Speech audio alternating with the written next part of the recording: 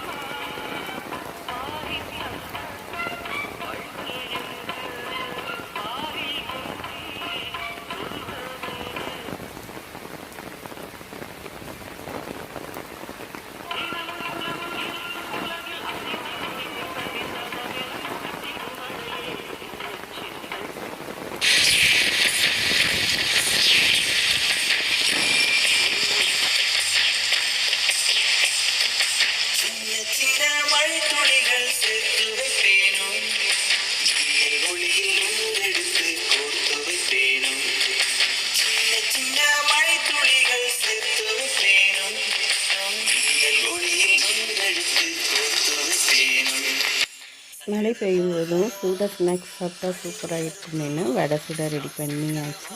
உளுந்து மாவு ஏற்கனவே ரெடியாக ஊற வச்சது இருந்துச்சு.